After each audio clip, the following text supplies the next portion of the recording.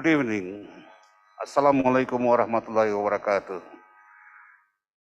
My media friends, both overseas and in Indonesia, welcome to this virtual press conference on this international event, the International Conference on COVID-19 Pandemic, with the subtitle Tackling the COVID-19 Pandemic in the Health, Economic Diplomacy, and Social Perspectives.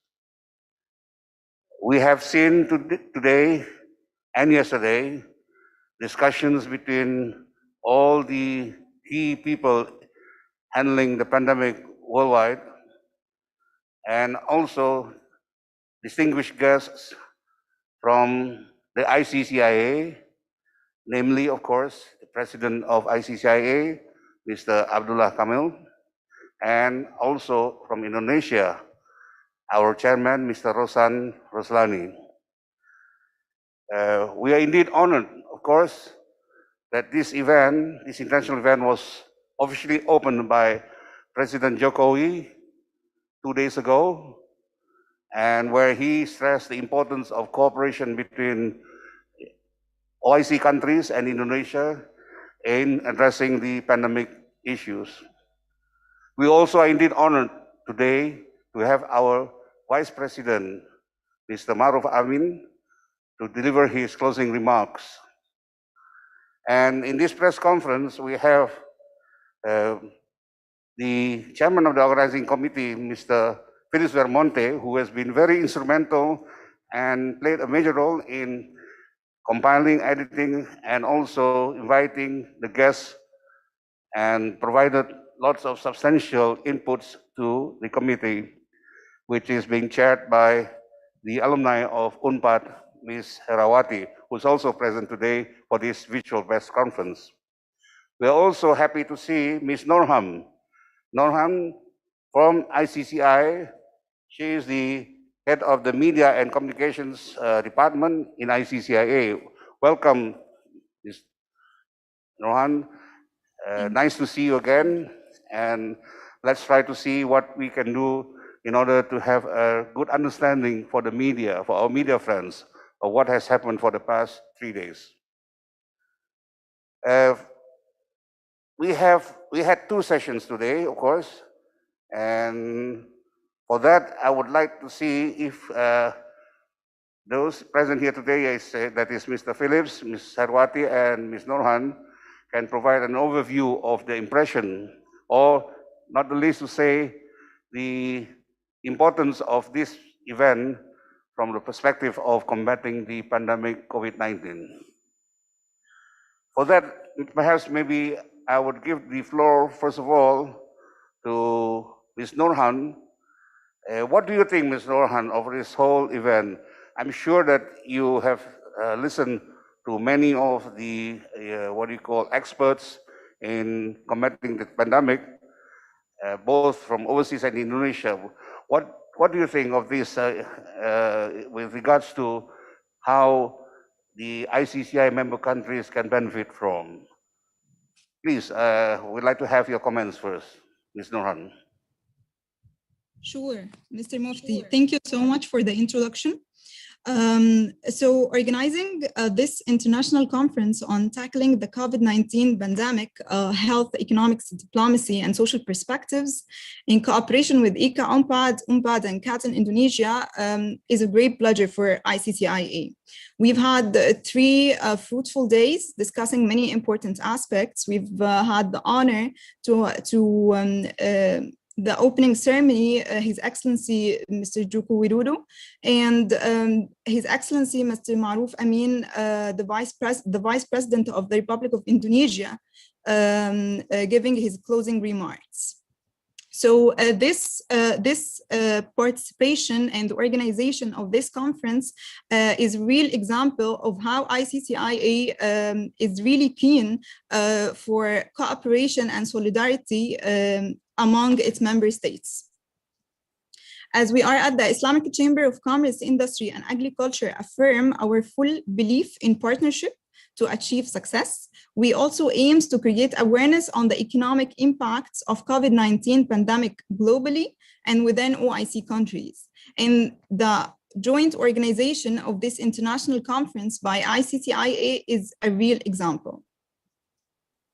Also, as mentioned by His Excellency, Mr. Youssef Hassan Khalawi, the Secretary General at the Islamic Chamber of Commerce, Industry and Agriculture, we consider our organization an open platform to achieve visions, and our responsibility as one of the largest organizations in the world to represent the private sector and as an official representative of the private sector in OIC countries in particular, makes us always extend the hands of partnership to the private sector representatives. So the joint action is our solution to face all the world's challenges, which the pandemic is one of them.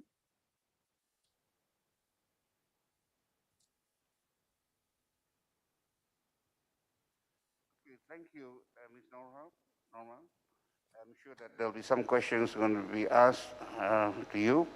But before we continue, I would like to say hello and welcome to all our media friends, both online and offline. To mention a few, from Compass, from Mara FM, Business Indonesia, Jabar News, and many others who have taken time to be present here, offline and also online. And we are here together here today to listen to what has been discussed for the past 2 days. So I do hope that you have prepared your questions and addressed to the three key persons of this conference, that is Mr. Phillips, Ms. Irawati, and Ms. Nurhan, who is in Jeddah. Now that Ms. Nurhan will say a few words, I would like to maybe perhaps ask Mr. Phillips. Like I said earlier, he has been very instrumental in providing the substance, the real essence of this conference. Being an expert in international issues, maybe perhaps you can give your views, Mr. Phillips, regarding about the whole event and how we can proceed further from here. Thank you, Pak Mufti, and good late afternoon to everybody who's following this press conference. Friends in Indonesia and in the Middle East, if there are any in the Zoom meeting. First of all, we would like to thank once again to our media friends for covering our 3 days conference, because without the help from the media, the message of this conference would not be out there. And that certainly bring more nuance to the conference, because when this event appears in the media, it becomes a discussion in the public. Also, probably whoever read your report of the conference. Also, we learn a new thing as well, that social media is very important in getting out of this, the messages from the conference. We were informed yesterday that this is just light information. Yesterday and the day before, we were on the trending topics on Twitter, if I'm not mistaken. That is new to me. That you know, actually social media can also play a very important role in getting out the message, as difficult as what we've been discussing here, because in some sessions we are talking about technical issues on vaccines, on international cooperations and so on. Now, if I may remind my colleagues and then the friends from the media, the objective of this conference is that we want to contribute to find some kind of you know, ideas from non-governmental side of the society. Of course, the governments in Indonesia, in any part of the world, has been working very hard in tackling the pandemic, taking care of their own citizens and so on. But we at Pajajaran University, especially the Alumni Association chaired by Teh Ira, we thought that Pajajaran University Alumni Association with extensive networks working in the private sectors, in the government sectors, we think that we could contribute something. That's why the idea of this conference came into being.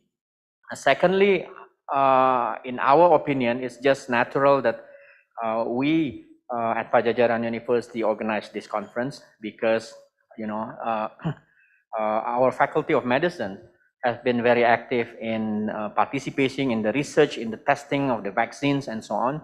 So for us, it's just natural that we have to say more, not only about the vaccines, but probably on the political and the impact on the society. And we can also, when we brewed this idea back in December, if I'm not mistaken, we did not really know that vaccine would be a huge topic, back then. We know that the government had been trying to acquire vaccines, and then at that time test was still going on, but the Alumni Association chaired by Teh Ira decided that we have to do this because eventually we have to discuss vaccines with all the problems that may be associated with the vaccine. Secondly, the Alumni Association of Pajajaran University, we have quite a strong network at the Indonesia's Foreign Ministry. And then it's just so happened that vaccine diplomacy became one of the main point of the Indonesian government, because the government anticipated that the race for vaccines and the race for acquiring vaccine would be very important. And as the President of the Republic on the first day stated that since day one, the Indonesian government knew that it had to pursue vaccine diplomacy. And then it turns out that Indonesia, as a part of G20, and then Indonesia is, in my opinion, big enough to acquire the vaccine, not only for the Indonesian citizens, but probably representing the developing world. And that's why we had the speaker from our foreign ministry, who happened to be Secretary General of our foreign ministry, as well as the Secretary General of the Vaccine Association, Gavi. So from that point of view, I think we are complementing what the government has been doing. That is, we try to find voices from the non-governmental organization, academia, researchers, especially business and private sectors, because these are the areas that we thought at the Alumni Association should play also important role, because government would not be able to expedite all the resources that has already been limited. Lastly, we with the idea of doing this jointly with other institutions, especially the Indonesian Chamber of Commerce and the Chamber of Commerce of the OIC, ICCIA, certainly highlight the perspective that we hold from the very beginning. Private sector should play a very important role as well, because the pandemic is kind of a coin with two sides. The one side is the health aspects with the epidemiologists, the researchers, lab, biopharma. We had the speaker, and then also we had a speaker from Sinovac and others. But on the other side of coin is the economic side, and then that's why we have a group of speakers, well-known economists from the Indonesian side, as well as from the ICCIA side, and from the Indonesian Chamber of Commerce. Lastly, I think it is interesting to partner with ICCIA, because we probably share the same issues, especially on the cultural side of the pandemic. There are questions about the halal status of the vaccines and the productions, and Indonesia happens to be one of the would-be producer of vaccines once all the transfer of technology and then all the tests and then the license from Sinovac and so on and so forth. So Indonesia would be a reliable partner for the Middle East countries in terms of vaccines. And the president of ICCIA emphasized today in his session that there are actually a lot of possibilities between ICCIA and Kadin Indonesia to strengthen cooperations, because Indonesia could be the natural partner of ICCIA. ICCIA has the resources as investors, and then requiring export markets and so on. On the other hand, Indonesia can supply, products, various products, and then as the representative of Kadin Indonesia earlier said that the government actually already initiated so many reforms that happens during the pandemic. Ease of doing business is improved, investment climate has been improved, and so on. So that's actually the essence, in my opinion, to sum up what we have been talking about in the past 3 days. We do hope that it will be available, the final report will be available from the public. My colleagues in the team would be working very hard to finalize the report, and then it would be accessible for the public, as we are also planning to hand over the results of this conference to the relevant policymakers. I should stop there, Pak Mufti. Yep. Thank you. Thank you very much, Mr. Phillips. Before I give the floor to the lady who's been responsible for this whole event, I would like to first say welcome to our media friends who is present here today offline from Radio Saka Sonora, PRSSNI, which is the Private Radio Stations Association of Indonesia. And we also have the media from the West Java Provincial Government and Suara.com. I also like to welcome our overseas media friends from Dubai Media City and Bloomberg. Welcome.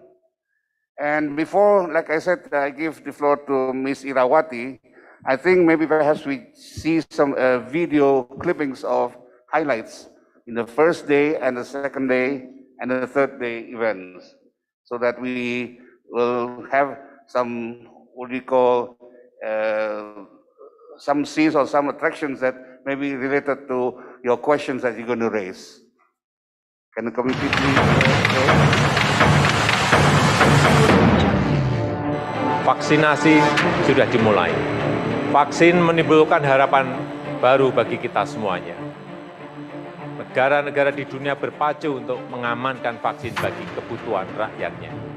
Namun, jangan pernah lupa bahwa kita harus terus mendorong agar kesetaraan akses terhadap vaksin bagi semua dapat terus kita dorong.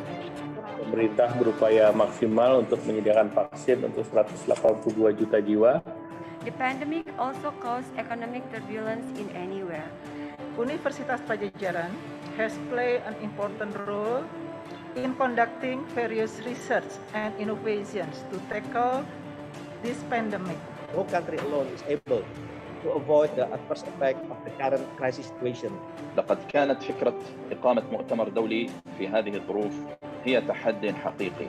Karena disadari dukungan berbagai pihak akan sangat besar dan sangat penting untuk bersama-sama berkontribusi di dalam strategi penanganan COVID-19 ini. Now it's time to collaborate, industry, laboratory, and diplomasi. Maka pembuatan vaksin ini harus dipercepat. قد حملت على عاتقها مسؤولية حشد الجهود لمعالجة جائحة كورونا 19 والتي بدورها أدت إلى انعقاد قمة مجموعة ال20 افتراضيا حيث كرست المملكة كل جهودها لضمان صحة الإنسان أولا.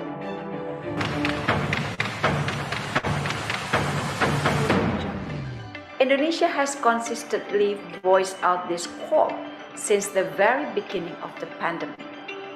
Now, to some extent, Indonesia is a very strategic position because within this global competition, the enhancement of the vaccines of COVID-19 in the world is completely becoming a part of a political event. With both our domestic needs and situation, as well as strengthening international solidarity and cooperation to mitigate the pandemic. Vaccine equity is a reflection of solidarity. Particularly for equitable distribution, fair distribution, the key. Like Minister said, no one safe unless everyone safe. One of the most important keys in handling COVID-19 is the role and participation of the communities. And communities in need to confront this pandemic, and this all within a spirit of solidarity. One way of the thing to try to bring this kind of cultural symbolism and cultural authority in line with this political program or governmental regulation and so forth.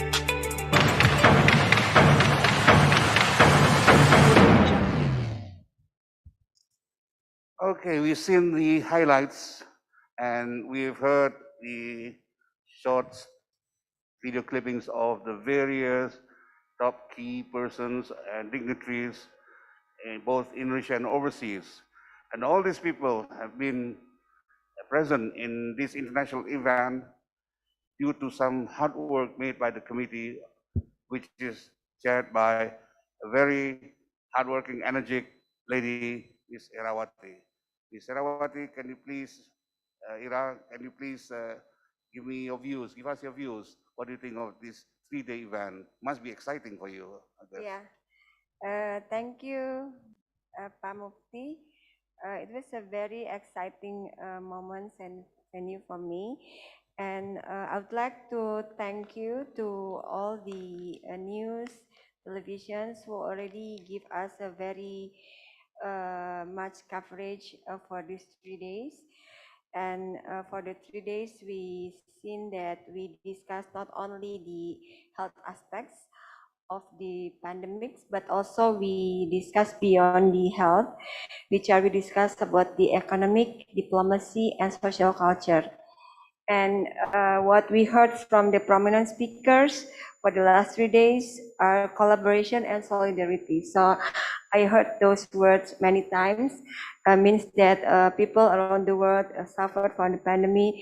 So we think that collaboration and solidarity are very important. That's why Pak Jokowi, our president, in his speech said that Indonesia is actively participate in international initiative, and our Minister of Foreign Affairs, Ibu Retno, was invited as co-chair for the COVAX, which is COVID-19 global access. And also we are participating in CCCP. So it's the reflection of Indonesian concern for participating in Indonesian cooperations. And from the speech by the Vice President, we note that the Republic of Indonesia is very much working hard to ensure that all the community can have a vaccine within 1 year. So we're very happy to hear that. And for the sessions of 3 days, we heard so many feedbacks and from the clinical community, and they think that this international conference is very good and make them easier to socialize the vaccine, because Indonesia vaccine has to be socialized more. And we heard that In addition to vaccine, we also have to working on the economic recovery. So we are very happy and appreciation for the colleague from ICCIA, where the president of ICCIA, His Excellency Saleh Kamel himself, speak on the collaboration and cooperation on the economic recovery. And also there was a discussion which is very important on the halal and haram, because we know that Indonesia is 90% Muslim countries, and OIC also concerned, but we heard from OIC that the most important thing now is to get a vaccination for the more people that in need. Thank you, Ms. Ira. Now we come to the session where we would like to invite our media friends, both offline and online, to ask your questions. And perhaps I would like to start first with our media friends offline. If you can just raise your hands and pick up the microphone and raise your questions. You can address it in Indonesian, that's not a problem. We'll translate it to our foreign friends.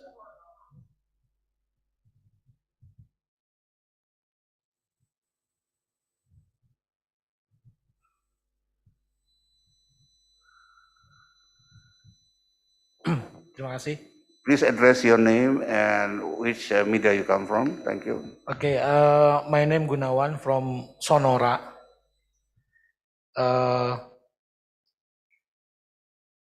The question is, what do you think about some people who think that this pandemic is a new trading tool?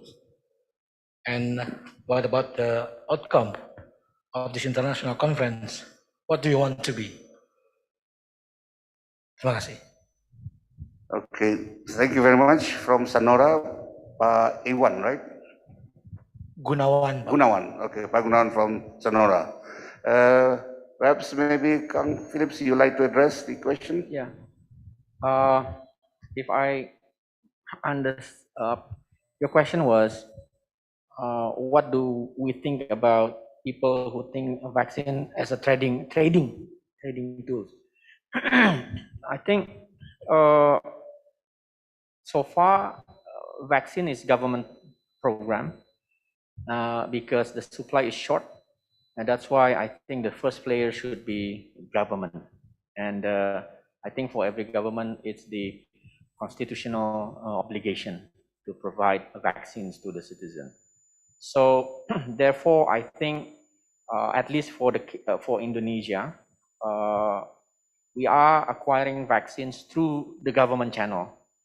And as far as that fact is concerned, there should be no trade in terms of vaccine distribution in Indonesia, because it is all covered by the government, and then people should have free as announced by the president, vaccines will be distributed freely. Now, I'm not talking about the other countries. Of course, there are private sector producers, Pfizer and others in outside Indonesia.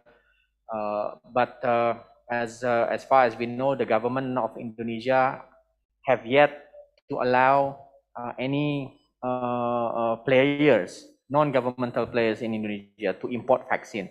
So everything should be through the government, at least for the time being. And because I think the government knows the risk of if there is any trade about vaccine, there will be issues about social injustices and so on and so forth. But if I may, this is not representing Pajajaran University or the alumni associations. We need to do the vaccine fast, right? And then so far, the government has been trying to speed up the vaccination programs, but in my opinion, probably there will be some space for the participation of the private sector in vaccines, and then that I think has been discussed between the private sectors in Indonesia and the government. But no formal, I think, agreement by the government for the private sector to provide as yet. But from the necessity perspective, maybe this is something that we have to think about, because the US has the ability to vaccine about 1 to 2 million people per day. And then in Indonesia, we've been trying to speed up and to increase the number of people who can be vaccinated per day. And then there was announcement that our TNI and police, we heard as well this afternoon in the session that the government trying to expand the numbers of the people who can administer the vaccination in itself.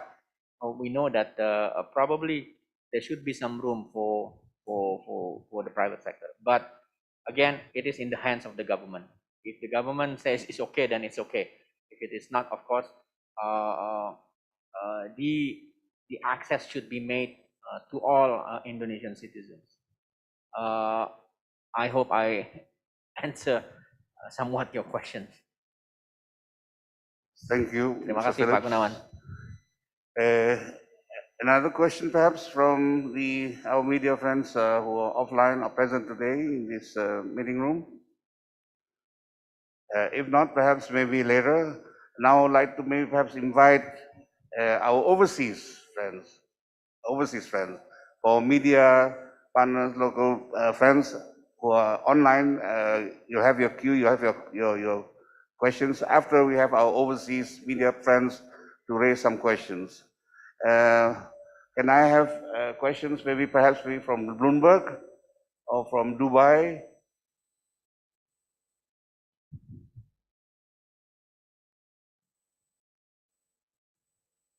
Yes? No? Okay, maybe perhaps later. Okay, then I will now invite what do you call our media friends who are present online. Do I have any questions from our media friends online? Excuse me, sir. Boleh tanya dalam bahasa Indonesia, silakan. Okay, Yudi from Kompas. Pardon me for using bahasa Indonesia to ask some question. Dari data tadi saya ikut dari pemaparannya Ibu Mari Pangestu di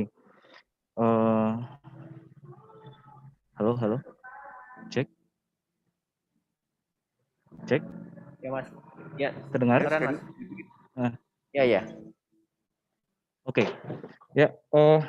Dari data dari Ibu Pangestu tadi terkait tentang kemiskinan global yang mencapai 150 juta orang di tahun 2021. Di sisi lain, ada sekitar 60% UMKM Indonesia yang masuk ke dalam sektor informal terdampak penurunan penjualan karena pandemi. Apa sebaiknya Indonesia lakukan bersama komunitas global dalam menunjang sektor informal tersebut? Karena sektor informal biasanya dipegang oleh masyarakat menengah ke bawah yang rentan miskin di saat pandemi. Mungkin dari pemaparan selama konferensi internasional itu ada output yang bisa kita berikan saran kepada pemerintah ataupun seluruh sektor yang pemangku kepentingan. Seperti itu. Terima kasih. Okay. Our media friend from Kompas. Right? The question is regarding about the impact that is made to those in poverty who has experienced lots of misery or problems in poverty. And he's asking whether during the conference has there been some solutions with regards to alleviation of the poverty that is related to the impact of the pandemic. Perhaps maybe you can say a few words after that, maybe followed by Kang Phillips, who has been observing the sessions. Thank you, Pak Mufti. Yeah, we know that almost all sectors of economics hit by the pandemic into a very low level, and most of our UMKM affected. And I think the government try hard to do a recovery on this UMKM or small and medium enterprises by introducing the stimulus to them. And we are supporting that actions of the government. And as per alumni associations, maybe for fellows from international media, I'd like to introduce IKA Unpad is Alumni Association of Pajajaran University called Unpad, and Unpad is Pajajaran University. So we have also called UMKM Center or Small and Medium Enterprises Center in order to assist the attempt of government to facilitate the small and medium enterprises in Indonesia and in West Java, where Unpad and IKA Unpad is located. And we heard this afternoon from one of the speakers from BRI that they are also concerned to assist the economic recovery. And we know that BRI is one of the biggest bank in Indonesia with focus on the low and medium enterprises around the world, around Indonesia. Thank you, Mr. Mr. Phillips, you have something to add on that? Iya, boleh bahasa Indonesia yang jawab ini?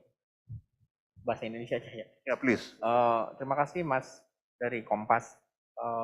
Saya bukan ekonom, tapi mungkin saya punya beberapa view tentang apa yang bisa dilakukan. Bahwa yang pertama, ini pandemi ini kan mengubah pandangan kita tentang peran negara dan peran swasta. Untuk mengatasi ekonomi kita perlu peran swasta, tetapi untuk menghadapi dampak ekonomi kita perlu peran negara. Dan karena itu yang sudah dilakukan pemerintah Indonesia dan juga banyak pemerintah lain di seluruh dunia adalah menyediakan tadi disebutkan oleh Tera stimulus dan juga menyediakan program-program sosial yang itu tidak mungkin dilakukan oleh swasta dan menjadi kewajiban negara. Di sisi yang lain, untuk menggerakkan ekonomi perlu investasi, perlu trade yang tadi dibahas dalam diskusi yang sangat membutuhkan peran swasta. Sehingga poinnya mungkin yang bisa kita usulkan adalah bagaimana peran public private partnership ini betul-betul diperdalam. Apalagi dalam konteks Indonesia, tadi disebutkan juga bahwa ekonomi Indonesia ditopang oleh UMKM dan juga oleh informal sektor. Yang mungkin di negara-negara lain struktur ekonominya agak berbeda dari Indonesia, tetapi backbone ekonomi Indonesia di masa krisis hampir selalu ya UMKM ya. Dan yang kali ini juga dia sangat penting untuk selalu diberi insentif dan juga diberi bantuan. Jadi mungkin message yang bisa disampaikan adalah public-private partnership dan juga economic thinking must be changed juga gitu. Sometimes we are in the extreme pole of the economic view bahwa market is the main solution. The other extreme is government is the solution. Now with the pandemic, we know that there has to be something in between. We still need market, free market, but at the same time we need the presence of the strong government who can tackle the impact of the economy to especially those who are poor. And then in Indonesia there is also the new poor. And this is more difficult. Kalau yang masyarakat miskin, pemerintah sudah punya banyak program. They know who these poor people are by name and by address. Jadi program-program bantuan langsung tunai itu udah lama. Tapi ketika pandemi terjadi, tiba-tiba ada kelas yang di atasnya garis kemiskinan, tapi karena pandemi dia jatuh lagi garis kemiskinan. Dan ini yang nggak ada datanya. Gitu. So another message that could be sent is that we need good data, more data, especially when it comes to social protection program run by the government. Thank you, Mr. Phillips. I think, or I guess everybody, all our media friends will agree that in economic crisis, not due to the pandemic, economic crisis, there is always a sector of the society that will suffer. We had one in 1998, but the SMEs do not suffer much. But in this pandemic, I believe everybody will agree that all levels of the economic players are suffering as a result of the pandemic. Perhaps maybe Ms. Nohan, can you please give your views regarding about this issue, regarding about the impacts, and are there any solutions, or do you have any experience in some of the OIC countries, how they address these issues, particularly on what has been raised by Ibu Ira regarding the SMEs, how they can really survive in this crisis? Thank you so much, Mr. Mufti, for your question. I would like to mention that the ICCIA main pillars, strategic pillars, are being an engine for mobilizing investment and influencing policy making related to the private sector and the development of the private sector and its representatives, which is a Chamber of Commerce. So in regards to the investment engine, this includes the investment forums. These investment forums aims at stimulating the investment opportunities and trade exchange relations. And we have also WACF companies, ICCIA companies will be set up under holding company through which investments will be made in important areas nearby the Islamic world, such as a border management center, accreditation of halal food, agriculture, commodity exchanges, and green WACF. And we have also independent projects such as OIC Arbitration Center, Microfinance Bank, and specialized councils. In these hard areas of pandemic, we've as an international organization, we've made many efforts considering the COVID-19 pandemic, starting with official statements to all our member chambers, followed by monitoring national efforts in the economic fields and issuing periodic coverage through 4 updated files that are sent on a weekly basis to the member chambers, including the most important initiatives and economic packages undertaken by governments and the federations of national chambers and the private sector in OIC member countries. We've in these hard times, we as an international organization, we're trying to exert our efforts in order to pass it together. Thank you, Mr. Ron. Interesting, very interesting. I'm sure that Mr. Phillips and Ms. Ira will take note of what has been mentioned by Ms. Nonhon regarding the various programs within ICCIA, especially in collaboration with the Islamic Development Bank. And these are the sort of activities that I think could be attached to the keyword in this conference from Mr. President Jokowi right up to the other panelists, the speakers. We are talking about cooperation. In Indonesia, we call it kerjasama. So if we have these activities as mentioned by Ms. Nonham, then the next step will be perhaps maybe to cooperate, to work together. Don't you think so, Ms. Ira? What do you think of this? Yeah, we already did a very good cooperation with among Unpad, IKA Unpad, ICCIA, and Indonesian Chambers of Commerce, and I believe this is just the beginning, Pak Mufti, because we acknowledge that there are so many programs introduced by ICCIA, and also IKA Unpad also has some programs where we can collaborate. Of course, we can also speak with KADI Indonesia, and I would like to strengthen here that Indonesia is in the phase of become the leader of G20 in 2022.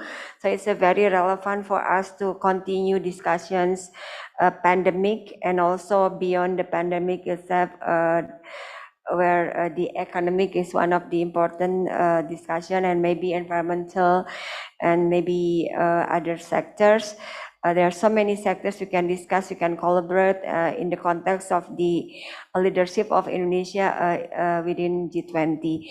And as Kang Philip mentioned that IKA Unpad has a very much connection with Ministry of Foreign Affairs, because we have some of the alumni there, including the Secretary General of Foreign Affairs, also alumni of Unpad.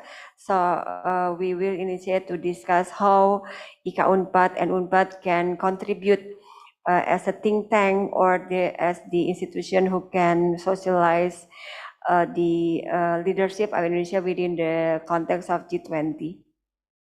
Thank you, Mr. Phillips, you'd like to add something on this? Yeah, I think that's an important point raised by Taira, that Indonesia will be the G20 chair in 2022, and there are going to be a lot of agenda that Indonesia needs to absorb from, including friends from the Middle East, and the Kingdom of Saudi Arabia was the chair last year.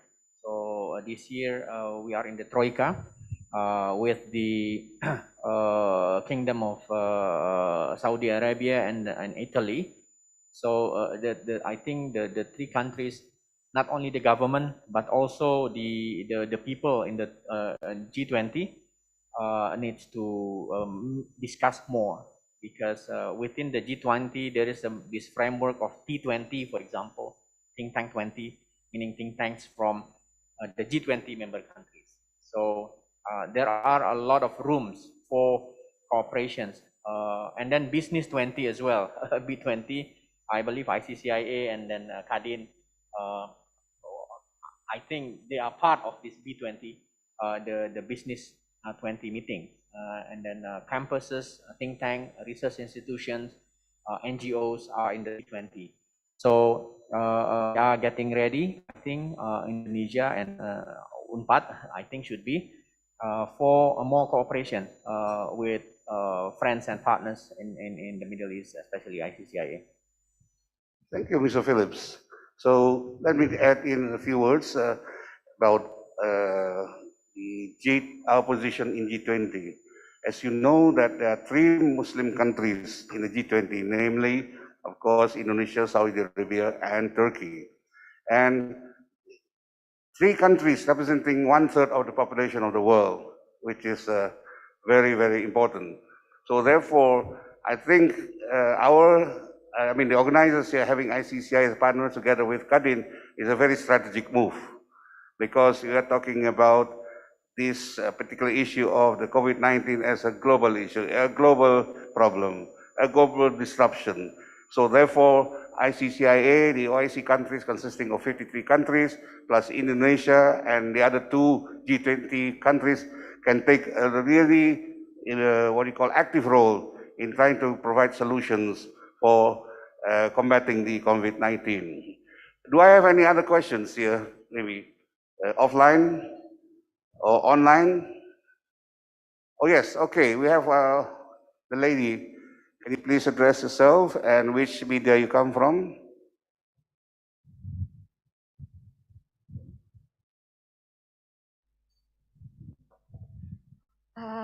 Izin pakai bahasa Indonesia. Saya Emil dari suara.com. Ingin minta pandangan sih terkait dengan pandemi di Indonesia yang sudah terjadi hampir setahun. Kemudian juga kalau kita lihat data bahwa testing di Indonesia tuh lebih rendah dari India gitu. Kemudian banyak juga hal-hal yang terkesan pemerintah tuh cukup lamban dalam penanganan pandemi di Indonesia. Nah, saya ingin juga menanyakan dari narasumber, sebenarnya apakah memang cukup dilema ketika pemerintah harus mengambil tindakan misalnya untuk memfokuskan terkait dengan penanganan pandemi dan ekonomi gitu, ataukah harus memang ini berjalan berbarengan dan kemudian akhirnya kalau kita lihat sekarang tingkat kasus yang rendah itu seolah-olah karena memang testingnya juga rendah gitu, tapi ketika testingnya tinggi kemudian hasilnya juga tinggi. Ini seperti bola atau bisa dibilang bola es yang suatu waktu kita juga belum sampai pada puncak pandemi. Nah, ini seperti apa sebaiknya dan akan seperti apa baiknya? Artinya kita satu sisi tidak juga hanya bisa mengharapkan vaksin untuk mengurangi ataupun juga mengurangi penyebaran ini begitu. Terima kasih. Okay, the essence of the question is regarding about what would be the solution between handling the pandemic from a health issue and from economic perspective. Okay, then I perhaps maybe Mr. Phillips, you can address this very common but important question. Ya, selama 3 hari sebetulnya tujuan konferensi ini adalah membantu mencari pemikiran-pemikiran alternatif dan solusi. Karena pengalaman Indonesia nyaris tidak punya pengalaman menghadapi, dan juga bukan cuma Indonesia, semua negara belum punya pengalaman sejak 1918 pandemi flu, belum punya pengalaman lagi mengatasi pandemi dalam skala dan magnitud seluas yang terjadi sekarang. Sehingga memang tentu saja banyak mishaps, juga ada kekurangan di sana sini, tetapi dalam konteks penyelenggaraan konferensi ini kita tidak dalam posisi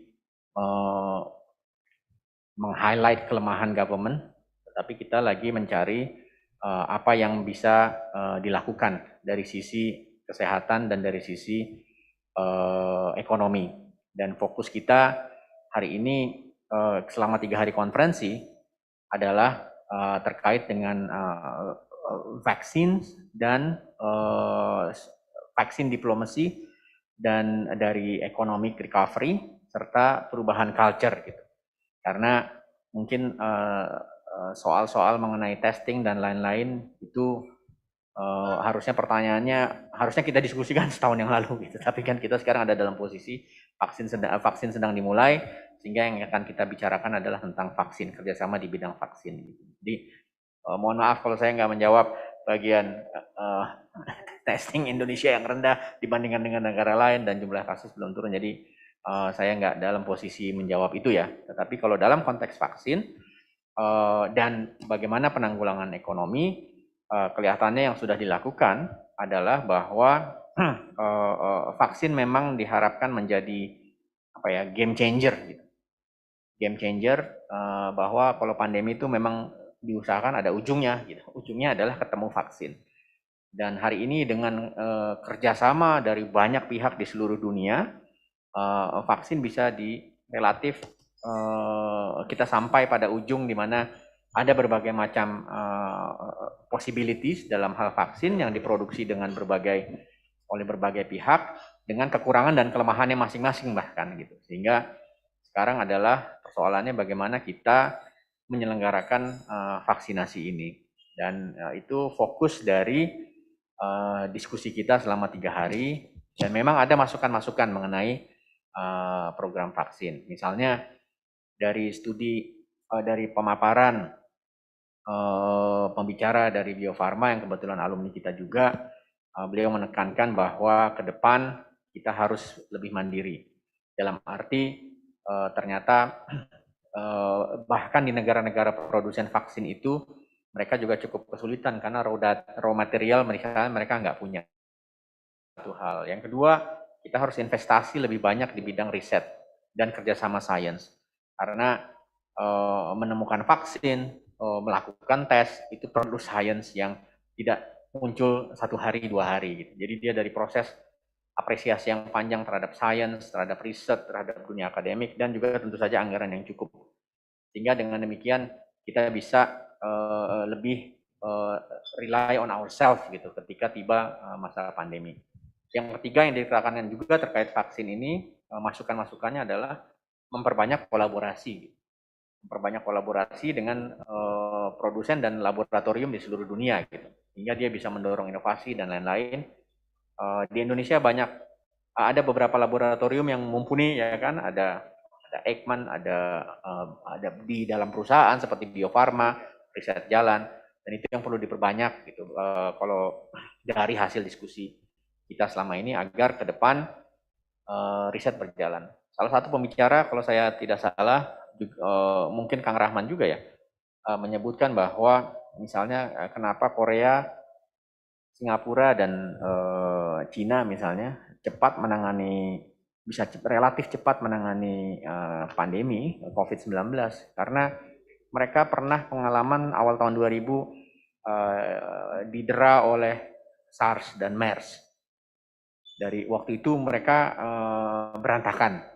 Mereka baru tahu bahwa ternyata jumlah kasur di rumah sakit nggak cukup, tenaga kesehatan kurang, masker kurang, dan lain-lain gitu. Jadi dan juga laboratorium penelitian terkait dengan vaksin berusaha yang ditemukan untuk SARS dan MERS itu, ketika penyakitnya berhenti, laboratoriumnya nggak berhenti bekerja. Mereka melakukan riset terus-menerus. Jadi riset menjadi kultur, bukan cuma kalau ada penyakit kita baru riset. Nah ini pelajaran dari 3 negara yang mungkin selama ini dijadikan bandingan, kok negara ini bisa, kok negara itu enggak, atau negara ini kok lebih cepat. Ya karena mereka belajar dan melakukan investasi yang serius, terutama di bidang-bidang yang tadi bukan poinnya saya, poin salah satu pembicara, di bidang-bidang tentang sains, kerjasama, dan inovasi. Thank you, Mr. Phillips. Next, we have an online question from our media friend Mahradin from Kompas. The question is from Mr. Phillips and Ms. Norhan, but I guess Ms. Irawati also needs to address these 2 questions.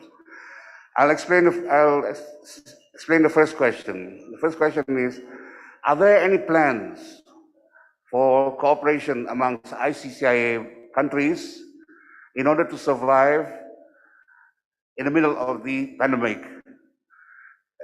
particularly from the informal sector? So this, I think, Ms. Norhan can address. And the second question, are there any plans or are there any intentions to relax the export and import sector as a solution? So this question also actually is addressed to Ira, but then I think Mr. Phillips can address that, Ms. Durham can also address that, and I can also address that from a Kadin perspective. So Ms. Durham, the first response comes from you regarding about are there any plans for cooperation among ICCIA countries? Please. Thank you so much for this question. ICCIA, we are trying at the meantime to have an online platform that unite and be a network platform for all the ICCIA member countries, beside the ICCIA virtual and offline mega forums. So the chamber has categorized its future activities and events into 3 main categories. First, movable forums, second, fixed forums, and the third is specialized forums. And these are forums for all our member countries in order to strengthen the status and be as a hub for a specific sector. As well as we are also having an ICCIA leadership talks, which is a series of webinars provided as a networking platform to all the private sector of all our 57 member countries, intensifying cooperation and opening dialogue with various professional groups, as well as civil. It also showcases examples of how national and international organizations are leveraging various and different sectors. We've started it last year in June, and we've covered many topics, starting with moving to the virtual world and ending and also entrepreneurship and e-commerce. Also, we will have another series of webinars called the Country Focus webinars, starting next month, which will highlight the investment opportunities in order to give the chance to our active members, the chambers, to showcase and present their investment strength sector and tackle their joint collaborations and business development to OIC and non-OIC countries. Thank you. Thank you, Ms. Durham. Ms. Ira, when you say what Ms. Durham say, all these programs, all these activities, what do you think, since you are very keen in seeking cooperation with ICCIA and Unpad and of course Kadin, can you give your views on what Ms. Durham has said? Yeah, it's interesting to discuss more with a colleague in ICCIA and IKA Unpad how we can collaborate to give the incentive to the economic recovery, especially for SOEs.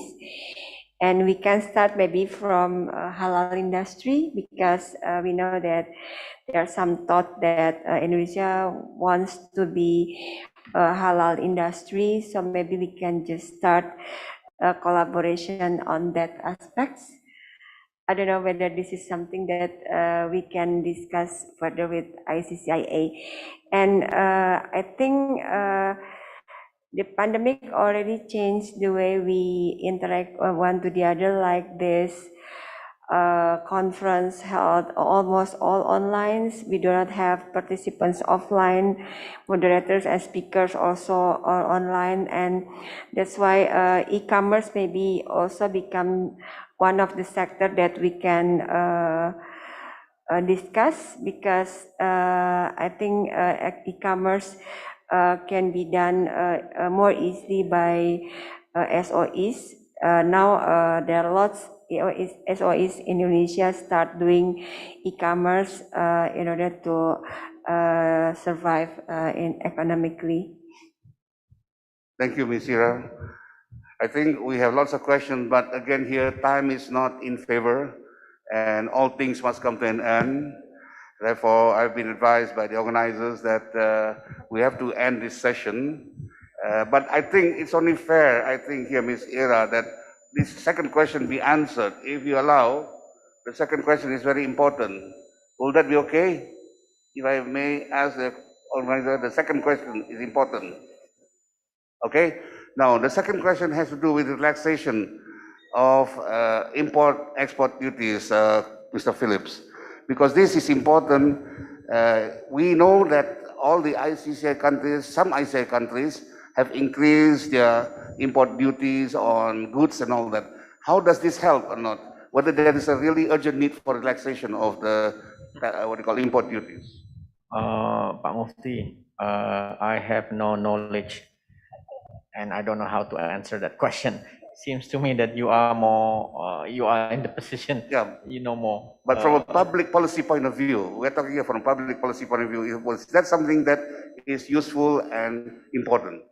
I think,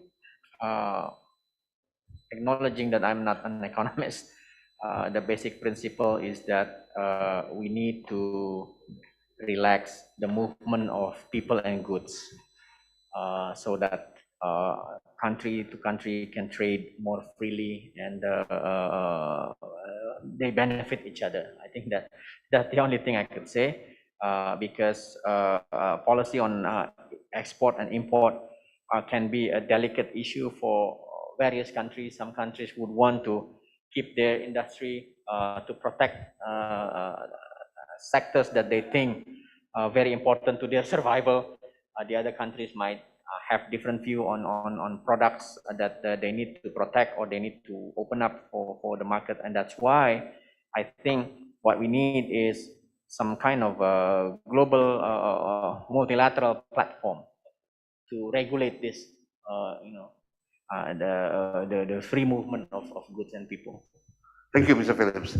Okay, then perhaps maybe we'd like to say again thank you to all our media friends, both in Indonesia and overseas, offline, online, and we really appreciate your presence, and we hope that we are able to see you again in the future with more interesting topics for discussion. And I also like to thank the sponsors who have made this event a success. Thank you very much. Assalamualaikum warahmatullahi wabarakatuh.